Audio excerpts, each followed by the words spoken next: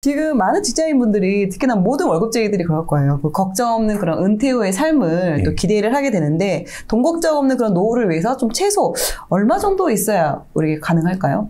정답은 없는 것 같은데 그 사람마다 뭐 성격이나 좀 외모가 다 다르잖아요. 그것처럼 은퇴 자금 목표라는 것도 그 사람의 라이프 스타일이라든지 가치관에 따라 좀 달라질 것 같아요. 근데 뭐 통계 자료로는 최소 12억이 있어야 된다고 하긴 하는데 이제 12억이란 말만 덜컥 들으면은 갑자기 내가 12억을 어떻게 모아? 라는 생각이 들잖아요. 그래서 이제 내 자신을 좀 알아보자 라는 차원에서 나만의 그 은퇴자금 목표를 계산을 하고 그거에 맞춰서 이제 준비를 하는 방식으로 저는 좀 작전을 바꿨어요. 네, 단순히 이제 12억을 모으려고 하면은 저 말 그대로 한 달에 300만 원씩 매년 33년 동안 숨도 안 쉬고 넣어야 되는 돈이더라고요. 이제 그러다 보니까 이렇게 하면 안 되겠다. 방법을 다른 걸 찾자. 그래서 이제 저만의 좀 방법으로 계산을 하게 되었고 이제 크게 두 가지를 세팅을 하게 되면은 구현을 할 수 있겠더라고요. 그래서 첫 번째로는 내가 은퇴하려고 하는 시점, 두 번째로는 은퇴하는 그 상황에 한 달 필요한 생활비, 이 두 가지를 계산하게 되면 역으로 내가 필요한 은퇴 자금 목표가 계산이 되더라고요. 그래서 저는 이제 그 시나리오대로 한 달마다 투자를 하고 쭉 이어나가는 방향으로 하고 있습니다. 아무래도 뭐 생활비를 나는 많이 쓰겠다면 그만큼 금액은 또 늘어날 것이고 나는 최소한으로 살겠다면 또 그만큼 목표 달성 금액이 좀 더 줄어들 수도 있고 그러면 서대리님의 그 은퇴 목표 자금은 얼마인지 여쭤봐도 될까요? 저 같은 경우에는 이제 한 달에 200만 원 있으면 저 혼자 기준으로 살 수 있겠더라고요. 결혼하셨잖아요. 네. 근데 이제 저는 200이고 와이프는 더 필요하겠죠? 근데 그렇죠. 이제 저희는 각자 모아서 합치자. 약간 이런 것도 있고요. 같은 목표를 향해 가고는 있지만 이제 저 혼자만 놓고 봤을 때는 한 달에 200만 원 정도면 저는 충분히 생활이 가능할 것 같다는 관점으로 해서 짜게 되었습니다. 그게 제가 가계부를 한 5, 6년째 쓰고 있는데 이제 쓰다 보니까 어느 정도 나오더라고요. 그 내가 필요한 생활비가 어느 정도인지 뭐 물론 적을 때는 150만 원도 되고 많을 때는 250만 원까지 늘어나긴 하는데 예, 통상적으로 봤을 때 200만 원 정도면 제가 하고 싶은 일을 하면서 살 수 있겠다는 확신이 들어가지고 200만 원을 목표로 지금 가고 있습니다. 그러면 은퇴 후에 필요한 생활비가 물론 약간 달라질 수도 있겠지만 내가 그동안에 살면서 최근에 얼마의 그 생활비가 들어갔는지 그걸 한번 또 계산해서 그걸 또 이렇게 적용시켜보는 것도 하나의 방법일 수도 있겠네요. 그렇죠. 그래서 일단 가계부를 써보고 내가 뭐에 어떤 걸 많이 쓰는지 그리고 뭘 쓰는데 어떤 거에 쓰는데 행복할지를 좀 생각을 해보고 이제 거기에 맞춰서 이제 역으로 계산하는 방식으로 가는 거죠. 네. 또 책에서 보니까 노후를 준비하는 평범한 사람들에게 하락장은 오히려 기회다 이런 글이 또 있더라고요. 지금 부동산이든 주식이든 어떻게 보면 그 자산 시장이 좀 많이 꺾여 있는 그런 상황이긴 하는데 이런 시장이 어떻게 더 기회인지 좀 말씀을 해주세요. 이제 아무래도 그 코로나 시기를 지나서 투자가 더 이상 선택이 아닌 필수가 됐잖아요. 그래서 어떻게 보면은 뭐 주식이든 부동산이든 코인이든 그 필수품이 되었어요. 이제 사람들이 사는 데 있어서. 이제 그러다 보니까 이 필수품 관점에서 접근을 하면 저희가 뭐 물이라든지 음식이라든지 휴지라든지 이런 부분들도 필수품이잖아요. 근데 비싸다고 안 살 수는 없는 거고 싸면은 되게 땡큐인 상황인 거잖아요. 그래서 저도 이제 주식이라든지 부동산이라든지 이런 부분들이 결국에는 우리가 함께 가져가야 되는 영역이라고 한다면 이왕이면 저렴할 때 사는 게 좋지 않나 라는 생각이 들었고 뭐 단순히 이제 뭐 투자 레전드 분들께서 뭐 하락장이 기회다, 뭐 하락장에 사면 나중에 크게 먹는다 약간 이런 관점보다는 이제 숨 쉬면서 함께 살아야 되는 투자라는 필수품이 됐다 보니 이제 이거를 저렴할 때 사는 게 좋지 않나라는 생각이 들고 그리고 직장인 같은 경우에는 한 번에 큰 돈이 생기지가 않잖아요. 이제 그러다 보니까 월급을 받으면 이제 그 월급 가지고 투자를 하게 되는데 하락장이 조금 길어지면 길어질수록 월급 받는 횟수가 늘어나니까 이제 그 관점에서 조금 더 저렴하게 투자할 수 있는 그 기간이 늘어난다. 그리고 저렴하게 살 수 있는 규모가 늘어나기 때문에 저는 뭐 하락장이 뭐 크게 나쁘다고 생각은 하진 않습니다. 어떻게 보면 또 우리가 지금 노후 자금을 그 준비하기 위한 그런 플랜이기 때문에 또 장기적으로 가니까 오히려 이럴 때 좀 더 살 수 있는 그런 또 기회가 될 수 있겠네요. 그렇죠. 자, 그러면은 어떻게 해야지 그 은퇴 후에도 월 300만 원 현금이 들어오는 구조를 만들 수 있는지 알려주십시오.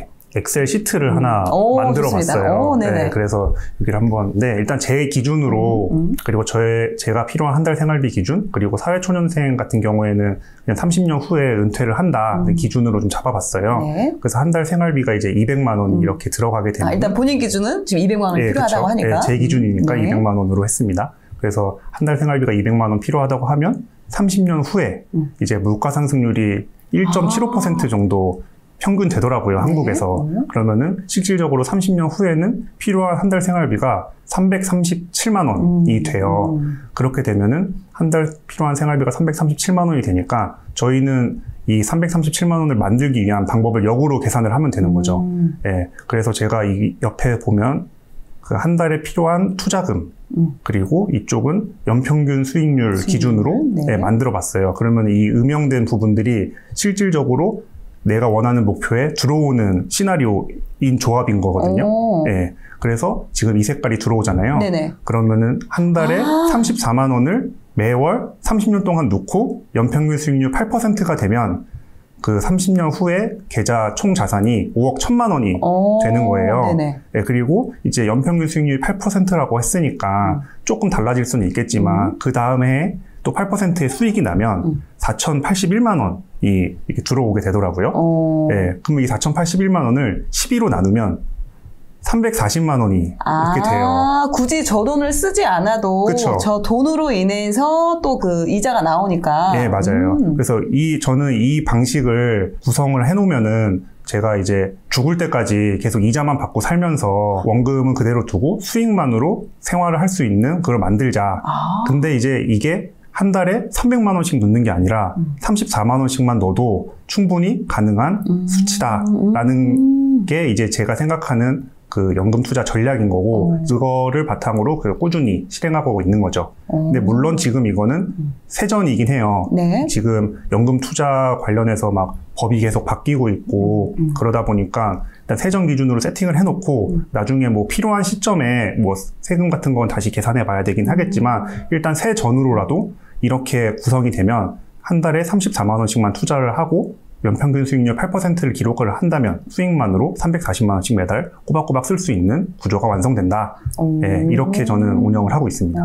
근데 중요한 건 여기서 이 연평균이 8%잖아요, 수익률이. 네. 이 8%를 꾸준히 낼 수 있는가도 좀 중요할 것 같아요. 그렇죠. 근데 일단 제가 연평균 수익률 8%를 기준으로 잡은 거는 이제 누구나 이제 정석적인 투자로 알고 있는 S&P 500 ETF의 연평균 수익률이 8% 정도 돼서 이제 저도 그 8% 정도는 잡고 가는 게 목표로 하고 있어요. 근데 물론 이제 올해처럼 하락장이 발생을 하면은 마이너스가 되긴 하잖아요. 근데 뭐 1년, 2년 이렇게 보는 게 아니라 이제 연금 투자 같은 경우에는 10년, 20년을 가져가는 거다 보니까 10년, 20년 이렇게 투자를 하게 됐을 때 결국에는 8%로 수렴하게 되더라고요. 예, 그래서 이제 저 같은 경우에는 8%로 가져가고 있는 상황이고 예, 그리고 제가 지금 이렇게 한지 3년 정도 됐어요. 3년 정도 했는데 실질적으로 이 계산 기준과 실제 제 계좌를 매월 이렇게 체크를 하고 있거든요. 근데 정말 기가 막히게 거의 그대로 따라가고 있다. 진짜요? 예, 예, 그러고 있어요. 그 서데일리 TV에서 보면은 그걸 매월 본인의 그 포트폴리오를 공개를 하시더라고요. 예, 맞아요. 공개한 지도 유튜브 시작하면서부터 거의 했던 것 같아요. 네.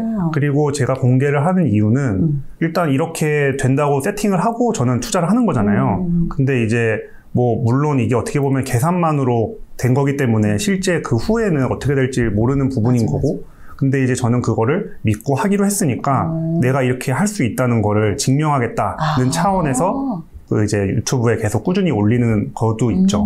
네. 자, 그러면 이제 이런 방법을 이제 알려주셨는데, 이걸 어떻게 또 이제 실제적으로 우리가 투자를 어떻게 요걸 적용을 시켜야 되는지, 어디에 돈을 넣어야 되고, 그거 어떻게 운영해야 되는지, 그 부분을 또 이제 알아야 될 것 같아요. 네. 이 투자를 하는 게 이제 결국에는 연금, 노후 준비를 하는 거잖아요. 투자도 일반 계좌가 아니라 연금저축펀드라는 특수한 계좌가 있어요. 네네네. 그래서 이제 그 계좌를 통해서 꾸준히 모아가는 개념으로 보시면 될 것 같고 여기에 보시면은 월 납입 금액이 이렇게 있잖아요. 네, 10,000원 단위로. 예. 그래서 요 34만 원을 이제 꾸준히 국내 상장된 S&P 500 ETF를 투자한다는 관점으로 보시면 될 것 같아요. 오, 예. 그럼 연금저축 펀드 그쪽에다 이제 투자를 하는 거고, 그럼 매월 34만 원 정도 넣으면 된다. 근데 이제 이거는 이제 제 기준의 목표인 거죠. 그래서 저 같은 경우에는 지금 한 달에 35만 원씩 납입을 하고 있거든요. 그리고 35만 원을 납입하고 그냥 바로 국내 상장 S&P 500 ETF들에 투자를 하고 있습니다.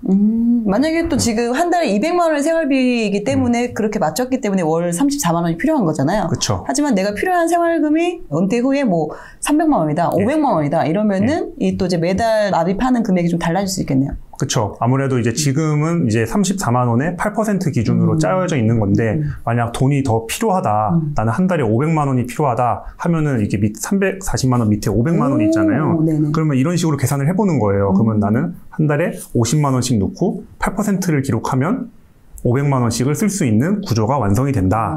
이런 식으로 나만의 한 달 필요한 생활비와 그 은퇴할 시점만 알게 되면 자동적으로 구구단처럼 이렇게 세팅이 계산이 되는 거죠. 그래서 이 방식대로 내가 한 달에 얼마를 투자하면 될지 나오니까 이제 그거에 맞춰가지고 연금저축펀드에 투자를 해나가면 된다. 이렇게 저는 운영을 하고 있습니다. 네, 8% 수익률로 연간 500만 원이 필요하면 일단 50만 원씩 넣고 기본 30년은 내가 무조건 넣어야 되겠구나. 그렇죠. 그 기간도 제대로 체크를 하고 있어야 될 것 같아요. 근데 만약 이제 30년이 아니라 나는 20년으로 줄이고 싶다. 그러면은 수익률을 올리든지, 그렇지. 그 투자할 금액을 올리든지. 이런 식의 이제 변화를 주는 거죠. 아니면 생활비를 깎든지. 그렇죠. 생활비를 깎는 게 제일 쉽긴 합니다. 그러면 연금저축 펀드는 뭐 계좌를 따로 만들어야 되나요? 아예 지금 그게 없는 분들도 계실 거란 말이죠? 일단 따로 만들어야 하고요. 그 이제 뭐 국내 주식이나 해외 주식 하시는 분들 일반 계좌를 만드시잖아요. 네네. 그것처럼 이제 연금저축 펀드 혹은 개인연금이라고 좀 증권사마다 좀 명칭이 다른데 그 계좌를 별도로 개설을 하셔야 됩니다. 증권사에서? 예.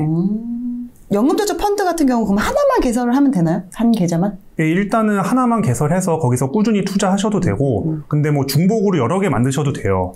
장점이 있나요? 여러 개 만드는. 내가 투자 방법을 좀 다르게 해서 좀 뭐 실험을 해보겠다 뭐 이런 거라든지 아니면 나중에 연금으로 수령을 할 때 이런 부분에 있어서 어떤 한 계좌에서 먼저 연금을 수령하기 시작하고 나머지 계좌는 꾸준히 운영을 하면은 또 세액공제 혜택은 또 받을 수 있는 효과가 있는 거죠.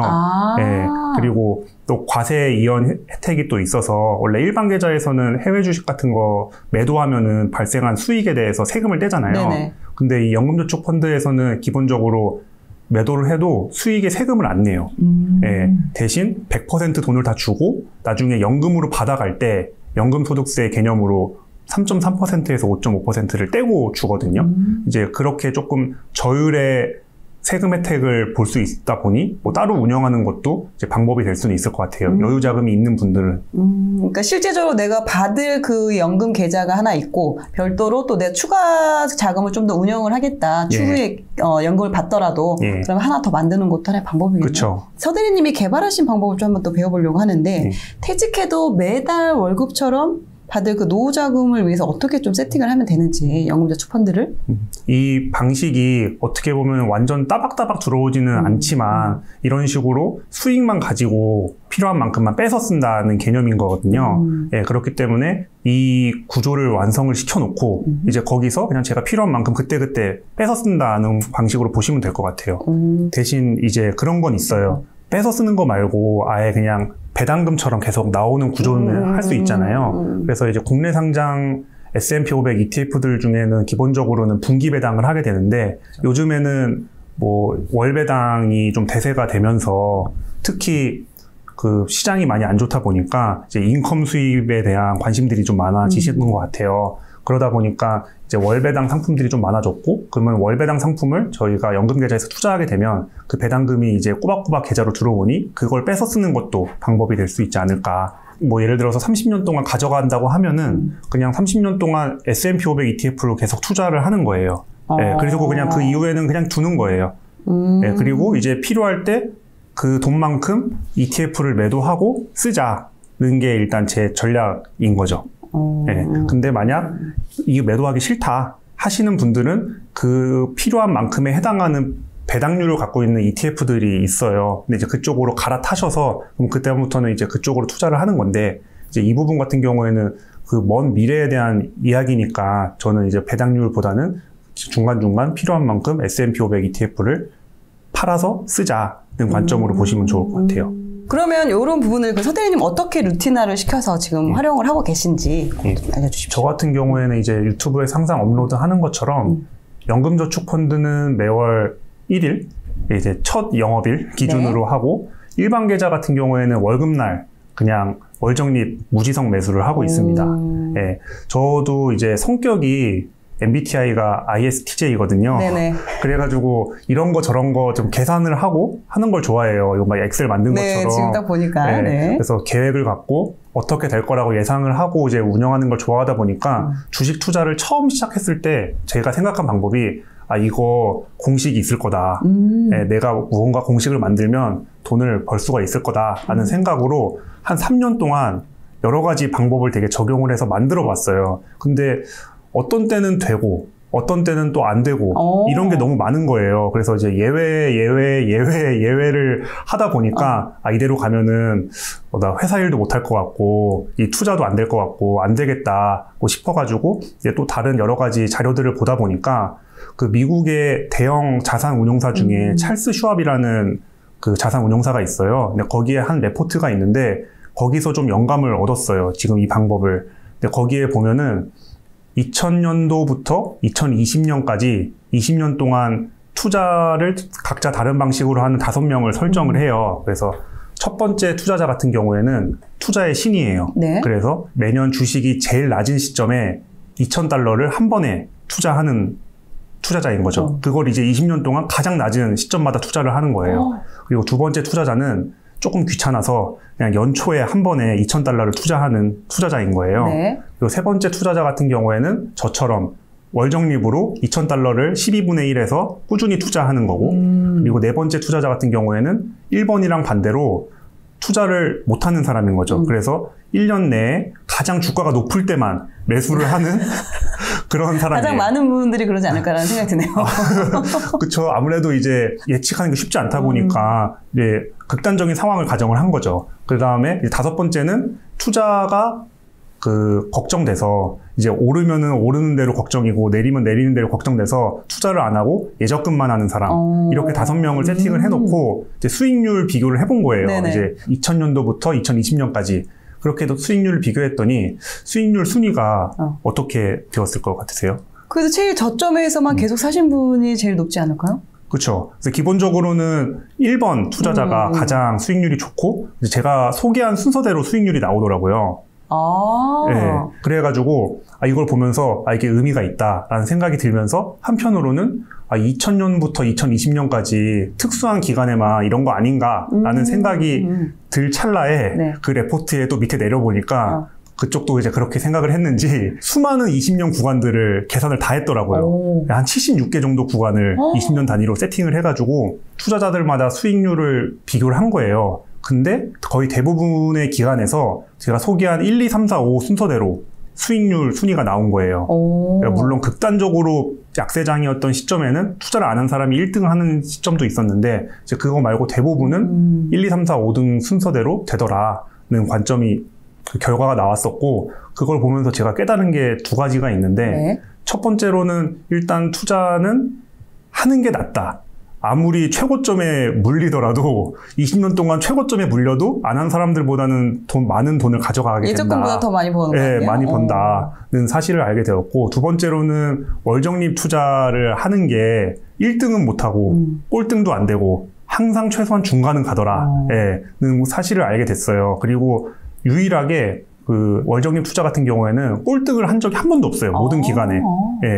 거기서 제가 이제 영감을 얻어서 어차피 내가 이거 해보니까 쉽지 않으니 월적립 투자를 꾸준히 모아가다가 뭔가 내가 영감을 얻거나 해탈을 하게 되면은 그때 조금 다른 투자를 해보자 라고 해서 지금까지 월적립 투자를 연금 계좌에서도 이어오고 있고 일반 계좌에서도 꾸준히 투자를 하고 있는 거죠. 그러니까 많이 벌진 못하더라도 그래도 어느 정도 적정한 중간 정도의 그런 수익은 꾸준하게 낼 수 있으니까 오히려 나는 거기에 더 목표를 잡겠다라고 하셨네요. 그리고 이게 많이 못 버는 것처럼 보이는데 또 생각보다 또 많이 그렇죠. 벌리더라고요. 예, 아무래도 이제 월적립으로 계속 꾸준히 쌓아가다 보니까 이제 규모가 점점 커지잖아요. 이제 그러다 보니 투자를 안 하는 것보다는 뭐 출렁일 수는 있겠지만 어느 순간 또 상승장을 만나게 되면 또 많이 쌓이니까 이제 그 부분에서 좋고, 그리고 많은 분들이 월적립으로 하진 않고 타이밍을 좀 노리시잖아요. 네, 아니면 그렇죠. 뭐 개별 종목에서 이제 지금이다 하고 이제 들어가는 경우도 있고, 이제 그런 것들을 감안을 했을 때 개인 투자자분들의 수익률이 좀 안 좋게 되는 경우들이 좀 간혹 있는데, 그때 월적립으로 그냥 꾸준히 그냥 모아가다 보면은 그냥 시장의 상승 부분만큼은 같이 먹으니까 어떻게 보면 상대적으로도 더 우위에 서게 되는 그런 효과도 좀 있는 것 같아요. 그럼 이렇게 따라 했을 경우 수익은 어느 정도 날 수 있을까요? 일단은 제가 이제 항상 목표로 하는 건 연평균 수익률 8% 정도로 하고 있고요. 그리고 현재 연금 계좌 같은 경우도 지금 하락장을 좀 강하게 만났잖아요. 네, 맞아요. 네, 그런데도 불구하고 현재 3년 동안 아직도 수익률이 이것도 20% 정도는 유지가 되고 있다는 게 되게 고무적인 것 같아요. 네. 지금 현재 3년 정도 지금 유지를 해왔고. 네, 이제 만 3년이 이제 넘었어요. 네, 근데 누적으로 봤을 때 수익률이 그래도 20% 왔다리 갔다리 하고 있습니다. 근데 기본적으로 이 부분은 아무래도 이제 미국 뭐 S&P 추정 펀드를 이제 사시는 건데, 그럼 미국 시장에 대한 그런 좀 긍정적인, 장기적으로 그래도 미국 시장이 계속해서 잘 될 것이다라는 그런 좀 믿음이 좀 있어야 되겠네요. 그렇죠. 아무래도 이제 미국 시장에 대한 믿음뿐만이 아니라 그냥 자본주의에 대한 좀 신앙심도 좀 필요한 것 같아요. 이제 결국에는 미래가 점점 더 좋아질 거라는 전제 조건을 깔고 들어가는 거거든요. 이제 그러다 보니까 그런 부분이 없으면 만약 미래는 더 암울해질 거다라고 생각이 들면 사실 투자를 하면 안 되는 거죠. 예, 뭐 주식뿐만이 아니라 그거는 맞아요. 부동산도 그렇고 맞아요. 코인도 그렇고 다 마찬가지인 것 같아요. 맞아요. 근데 지금 요즘 또 환율이 네. 많이 올랐어요. 이런 시기에도 그 투자 방법 괜찮나요? 저는 기본적으로 주식 그 방향뿐만이 아니라 환율 방향도 신경 쓰지 않아요. 예, 일단 아마 투자 공부나 아니 투자 좀 경험이 오래되신 분들이라면 뭐 이런 얘기 한 번쯤 다 들어보셨을 것 같은데, 뭐 주가 예측도 어려운데 환율은 정말 신의 영역이다라는 말이 있더라고요. 그것처럼 환율 예측도 제가 이런저런 방법으로 해보려고 했는데 일단 저도 당연히 못했고, 그리고 많은 전문가분들께서 말씀하시는 걸 봐도 어떤 땐 맞고 어떤 땐 틀리고 하는 것들을 보면서 꾸준히 모아가도 충분하다라는 생각이 들었고, 또 결정적으로 제가 그냥 환율에 상관없이 모아가도 괜찮겠다라고 생각하게 된 이유가, 지금처럼 주가가 많이 떨어진 상황에서는 환율이 반대급부로 오르잖아요. 네네네. 뭐 지금 같은 경우에도 S&P 500 ETF나 지수 같은 경우에는 연초 대비 마이너스 20% 수준인데 달러가 20%가 오른 거예요. 예, 그러니까 사실 거의 서로 상쇄가 돼가지고 거의 손해가 없어요. 예, 그래서 제 일반 계좌 같은 경우에서도 이제 달러 비중이 좀 많다 보니까 그런 부분에서 좀 하락을 많이 상쇄했다. 예, 그 관점에서 그냥 달러를 그냥 계속 꾸준히 가져가는 것도 나쁘지 않다라고 생각이 들고, 지금 국내 상장된 S&P 500 ETF들 같은 경우에는 이제 달러 환율에 영향을 받아요, 가격이. 예, 그래서 기본적으로 S&P 500 ETF의 방향을 따라가면서 이제 그 달러 환율까지 이제 ETF 가격에 같이 영향을 주다 보니까 실질적으로 S&P 500 ETF는 마이너스 20%인데 국내 상장된 S&P 500 ETF는 마이너스 6% 정도인 거예요. 예, 그러니까 사실 많은 분들이 되게 이번 하락장이 너무 심하다. 그리고 뭐 뉴스에서도 뭐 52년 만에 최악의 상반기다 막 이렇게 얘기를 하는데, 실질적으로 이제 ETF들만 그냥 꾸준히 들고 가셨던 분들은 마이너스 5% 정도면 투자할 때 당연히 발생하는 손실 정도로 감안할 수 있지 않을까라는 생각이 들어서 저도 환율을 그냥 생각하지 않고 그냥 꾸준히 모아가는 데 집중을 하고 있습니다. 그럼 S&P 500 그 ETF 혹시 뭐 추천해 줄 만한 그런 게 있나요? 일단 국내 상장된 S&P 500 ETF 종류가 많아요. 그래서 이제 기본적으로는 규모 1등인 ETF를 많이 선택을 하시죠. 그래서 저 같은 경우에도 현재 지금 계좌에 타이거 미국 S&P 500 ETF를 모아가고 있고요. 근데 요즘에는 아까 얘기했던 것처럼 분기 배당이 아니라 매월 배당금을 지급하는 구조의 S&P 500 ETF도 생겼어요. 예, 그래서 솔 미국 S&P 500 ETF라고, 예, 그 ETF 같은 경우에는 분기 배당이 아니라 매월 배당금을 주더라고요. 예, 그래서 똑같이 S&P 500 ETF에 투자하면서 배당금이 매월 나오니까 좀 기분이 좋아요. 배당률은 비슷한가요? 배당률은 지금 소울 같은 경우에 상장한 지 얼마 안 돼서 조금 더 봐야 되긴 하겠지만 배당률은 일단 기본적으로 S&P 500 ETF를 추종하기 때문에 네, 비슷할 거라고 보고 있습니다. 그러면 좀 나는 월 배당으로 좀 받고 싶다 그러면 소울. 그렇죠. 그리고 뭐 분기도 난 상관없다 그러면 뭐 타이거. 네, 뭐 지금 어차피 연금을 당장 쓰실 분들이 아니라면은 뭐 배당금을 받아도 연금 계좌에서 기본적으로는 뺄 수가 없잖아요. 그렇죠. 예, 그러다 보니까 뭐 분기 배당으로 가져가시는 분들도 계시고, 근데 투자를 하는 데 있어서 너무 또 커뮤니케이션, 상호작용이 또 없으면 또 재미가 없잖아요. 그래서 이제 매월 뭔가 계좌에 들어오는 맛을 느끼고 싶다. 맞아요. 그러면서 같이 마라톤처럼 롱런하고 싶다 하면은 이제 월배당도 괜찮은 선택이지 않을까라는 생각이 듭니다. 그럼 이게 국내에 상장된 거고 예. 또 이제 미국에 상장된 또 S&P 지수 펀드가 또 있나요? 많이 하는 종목이 스파이라든지 뭐 VOO, 네, IVV 이쪽을 많이 하시죠. 네, 저 같은 경우에도 그래서 일반 계좌에서는 VO를 많이 모아가고 있습니다. 그러면 이게 만약에 내가 둘 중에 하나만 한다면 어떤 걸 더 추천해 주시겠어요? 국내에 상장된 거 아니면 미국에 상장된 거? 이거는 둘 중에 하나를 선택할 수가 없어요. 왜냐면은 연금 계좌 같은 경우에는 세금 혜택이 워낙 좋아서 반드시 챙겨가야 되는 거고, 근데 이제 연금 계좌의 한도를 다 챙겼다. 그러면 이제 남은 거는 일반 계좌로 모아가는 식으로 하는 거죠. 근데 연금 계좌는 그 해외 상장된 ETF를 살 수가 없어요. 예, 그러다 보니까 국내 상장 ETF를 어쩔 수 없이 사는 거고, 예. 근데 이제 거기를 다 채웠으면 이제 나는 일반 계좌에서 모아간다.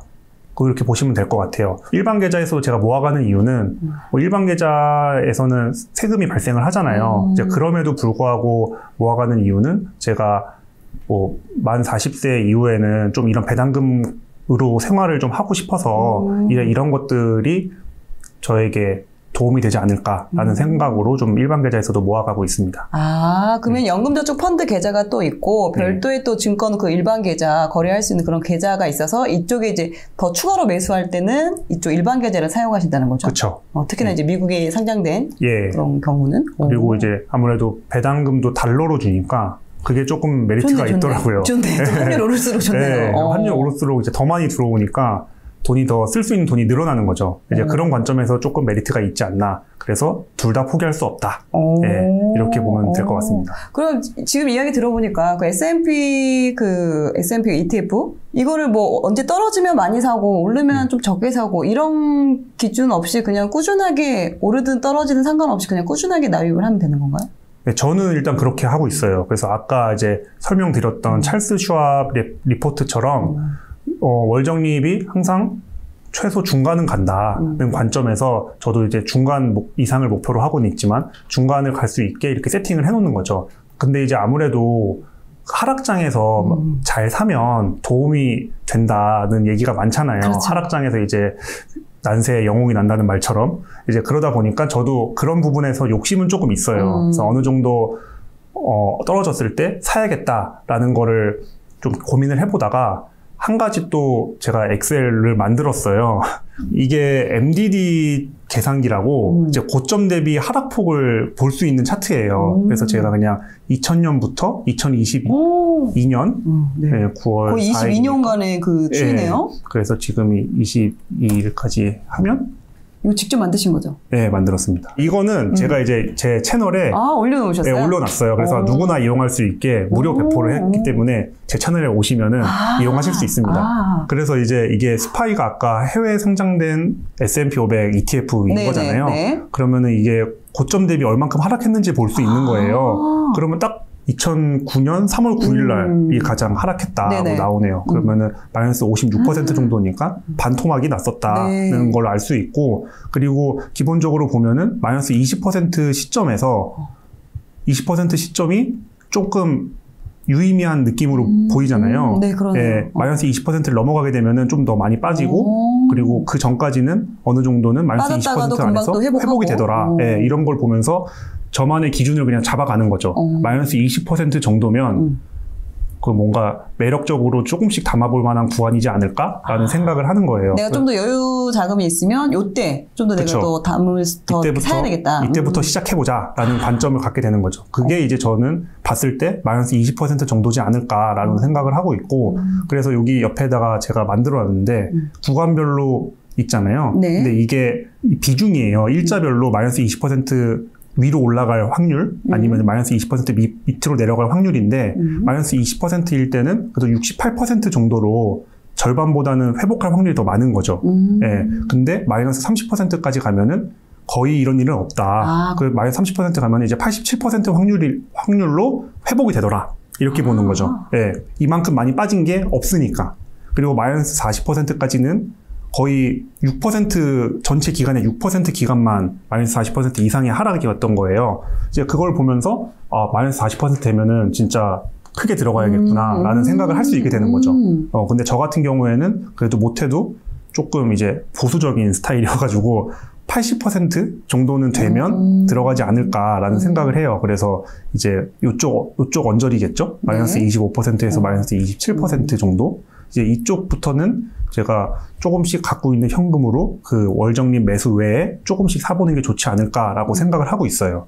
예, 그래서 이거는 이제 S&P 500 ETF의 하나인 거고 이걸 바탕으로 이제 여러 가지 종목들, 본인이 투자하고 있는 종목들을 계산해 볼 수가 있는 거예요. 근데 물론 이게 정답은 아닌데, 근데 이제 투자라는 게 제가 이제 한 막 5년, 6년 정도 됐는데 해보다 보니까 뭐 종목을 어떤 걸 선택하고 뭐 어떻게 팔고 사고 하는 것도 중요하지만 좀 멘탈 싸움이더라고요. 그러니까 떨어졌을 때 잡고 버틸 수 있으려면은 저만의 근거가 확실해야지 버틸 수 있겠더라고요. 근데 이제 근거가 없이 떨어졌으니까 사야지 했다가 더 떨어지면 이제 충격 먹는 거죠. 이제 그런 거를 좀 보완하고자 저는 어느 정도 마이너스 20%, 마이너스 25%부터는 충분히 사도 되겠다는 근거와 확신이 있기 때문에 그때부터는 모아가도 이제 되는 거죠. 만약 더 떨어지더라도 어차피 이 정도는 하락할 거 예상했으니까 그냥 기다리자 이렇게 되는 것 같아요. 결국엔 또 오를 테니까. 네, 어차피 그리고 이거는 개별 종목이 아니라 이제 시장 자체이기 때문에 한두 종목이 뭐 망하더라도 다른 애들이 또 들어와가지고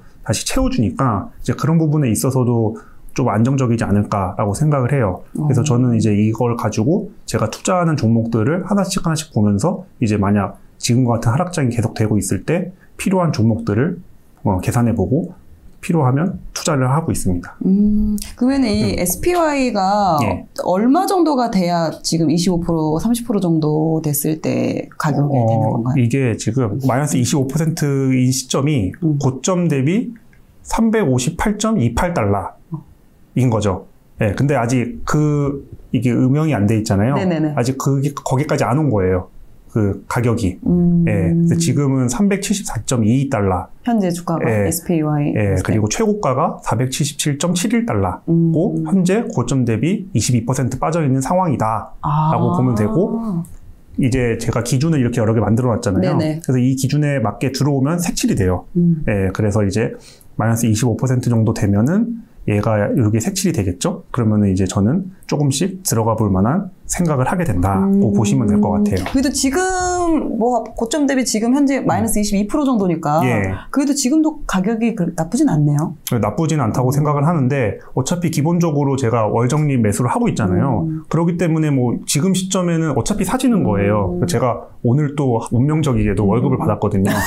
그래서 오늘 운명이야. 매달 들어오는 거 똑같은 건데. 촬영날 이렇게 월급을 받아가지고 오늘 이제 촬영하고 나서 촬영날하고 이렇게 겹쳐서 촬영날 월급을 받았기 때문에 하고 나서 이제 집에 가서 매수를 할 거예요. 그럼 마이너스 22% 시점에 저는 사는 거죠. 일단은 뭐 기본적으로 매월 들어가는 건 똑같고 그쵸. 거기서 이제 추가 매수를 추가 매수를 할 거면 떨어졌을 때, 좀 더 떨어졌을 때 하는 거죠. 근데 이제 뭐든지 급하면은 안 되기 때문에 저 같은 경우에는 제가 원하는 기준이 오기 전까지는 추가 매수는 거의 안 한다.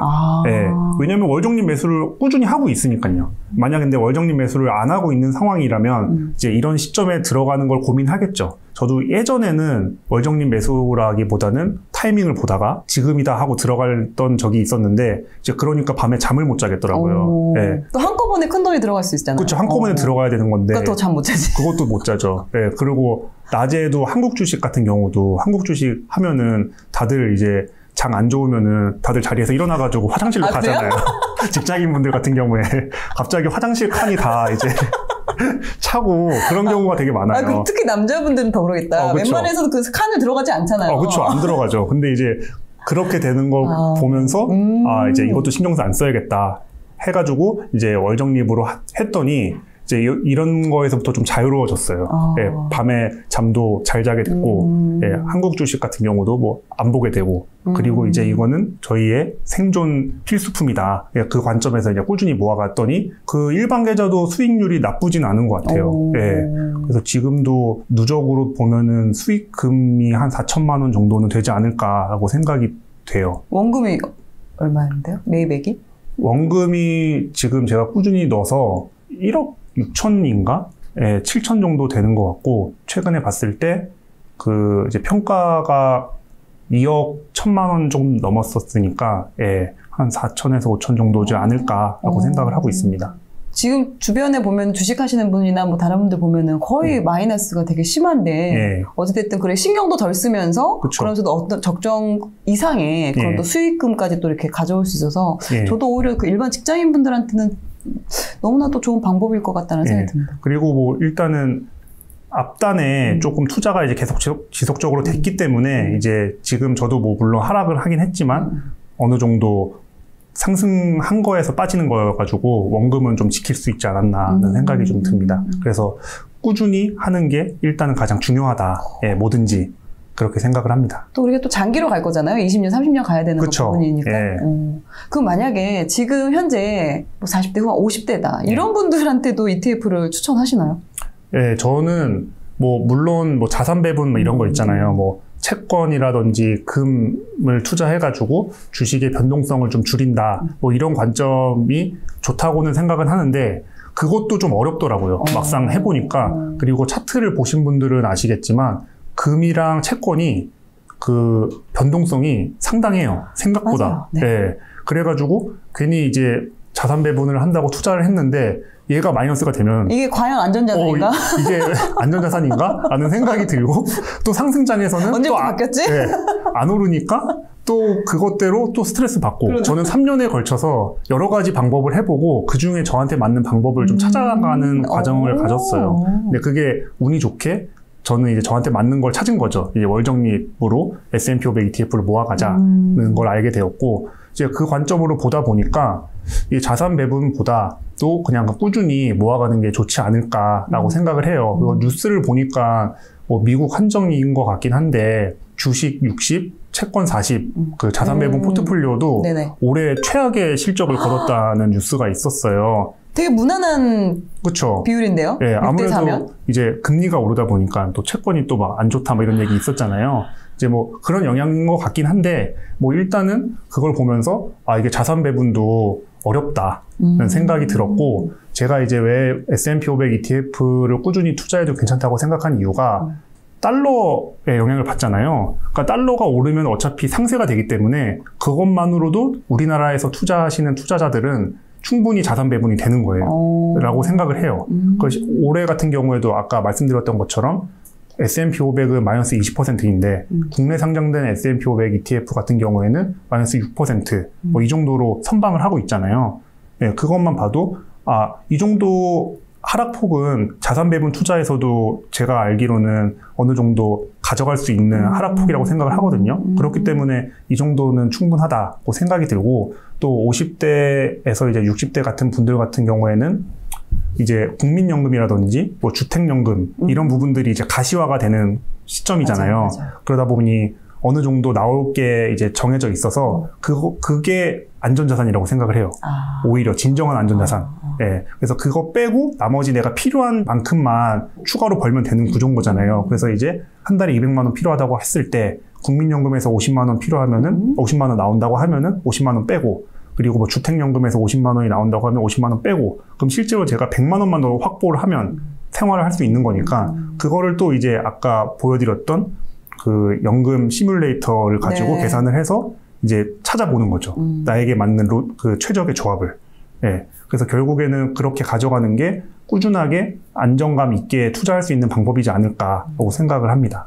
왜냐면 또 이제 그 50대이신 분들 같은 경우는 또 그동안에 쌓아온 어느 정도 약간 자산이 그쵸, 이제 있죠. 있을 수 있고 예. 또 국민연금도 또 많이 이제 불입을 예. 하시면서 추가로 이제 나올 수 있는 그런 연금적인 부분이 있다 보니까 예. 그래도 그 외에 이제 부족한 부분은 ETF로도 준비하셔도 괜찮다. 예. 그게 아무래도 이제 금액이 연금이나 이런 부분들이 나오는 게 있다 보니까 실제로 투자해야 되는 금액이 생각보다 안 클 수 있어요. 그러다 보면은 오히려 조금씩 투자를 하고 현금을 확보하고 있으면 변동성도 줄고 그리고 기본적으로 달러 기준으로 가다 보니 달러의 또 변동성이 또 달러가 이제 방어해주는 측면이 있다 보니 그 부분도 이제 굉장히 저는 매력적이라고 생각해서 제가 만약 50대가 되었다고 해도 저는 그냥 지금처럼 꾸준히 모아가지 않을까라고 생각을 합니다. 또 요런 게 있죠. 직장인 커뮤니티에 보니까 예. 요런 게 있더라고요. 연금저축 ETF 나 지금 하고 있긴 한데 월 20-30만 원 소액 넣을 거면 그냥 개별 주식을 그냥 하나씩 사는 것도 괜찮지 않을까요? 이런 또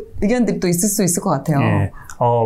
충분히 이제 공감을 하는 바이고 실질적으로 투자를 해서 뭐 성공을 하면은 무조건 개별 종목 하는 게 좋다고 생각은 해요. 왜냐하면 수익률 차이가 압도적으로 많이 나잖아요. 뭐 테슬라나 이런 종목들 봤을 때 뭐 200-300%는 기본적으로 장기 투자해서 성공하신 분들은 벌어가니까 뭐 세금을 아무리 많이 낸다고 해도 일반 S&P 500 ETF 투자하는 것보다 좋기는 한데 문제는 이제 우리가 그걸로 성공할 수 있을 거냐. 네, 그 관점이 핵심일 것 같아요. 그래서 나한테 그런 능력이 있냐. 많은 분들이 이제 저도 그랬고, 될 거라고 생각을 했지만, 생각보다 쉽지는 않더라고요. 그냥 S&P 500을 이기는 것조차가 좀 쉽지는 않았던 것 같아요. 그래서 작년이나 재작년 같은 경우에는 진짜 아무거나 사도 오르는 장이라고 할 만큼 좋았잖아요. 그렇죠. 네, 근데 저 증권사에서 그 발간한 자료를 보니까 개인 투자자들의 연간 수익률이 2%더라고요. 근데 코스피랑 S&P 500이 두 자릿수 이상으로 올랐던 기간인데도 예, 그런 거면은 사실 저 같으면은 그냥 가만히만 S&P 500에 투자했어도 10몇 프로, 20% 이렇게 벌 수 있는 거잖아요. 물론 결과론적인 이야기지만 예, 그렇기 때문에 이게 쉽지 않다. 그래서 해보고 한 3년 정도는 해보고 만약 내가 진짜 지수를 이길 수 있다는 결과와 확신이 생긴다면 그때부터 투자하는 게 좋지 않을까라고 생각을 하는데 한 가지 또 변수가 있는 게 개인 투자자들만 못 이기는 게 아니라 그 월가에서 이제 억 단위 연봉을 받는 펀드 매니저들 있잖아요. 그분들이 운영하는 펀드도 1년의 절반 이상이 S&P 500을 못 이긴대요. 그러니까요. 네. 그러니까 그분들은 눈 떠서 눈 감을 때 계속 그것만 하는 분들이고 정보도 뭐 얼마나 좋은 걸 많이 그렇죠. 오겠어요. 우리가 뭐 알지 못하는 많은 정보가 있을 텐데. 그리고 이제 그 사람들은 이제 아무래도 본업이다 보니까 또 그쪽에 전문 지식도 많을 거고 이제 그런 분들도 1년에 50% 이상이 S&P 500한테 지더라. 그리고 이제 스피바라고 S&P 500과 그 기간별로 비교할 수 있는 사이트가 있어요. 네, 그래서 S&P 글로벌에서 운영하는 사이트인데 그래서 1년 동안은 펀드가 S&P 500에 지는 확률이 50%가 넘고 그리고 막 3년, 5년, 10년, 15년 이렇게 볼 수 있는 사이트가 있거든요. 그래서 거기서 보면은 거의 다 져요. 네, 기간이 늘어나면 늘어날수록 지는 비율이 압도적으로 많아지는 거죠. 근데 또 문제는 거기서 내가 그 이길 펀드를 찾을 수 있을 거냐. 근데 이제 그게 어떻게 보면은 내가 그 시장을 이길 종목을 찾을 수 있을 거냐라는 관점으로 접근을 하게 됐을 때 저는 쉽지 않을 거라고 생각이 들더라고요. 그러니까 실제로 저도 해보니까 이렇게 저렇게 막 되게 막 고민해보고 막 해보니까 어렵다. 쉽지 않다라는 생각이 들어서 저는 이쪽으로 갈아탔더니 뭐 남들보다 잘한다고 생각하는 부분이 뭐 많이 있지는 않지만 꾸준하게 하는 거는 잘하거든요, 제가. 예, 그러니까 이제 저의 장점을 살려서 월적립을 꾸준히 하자. 예, 이렇게 보면 될 것 같아요.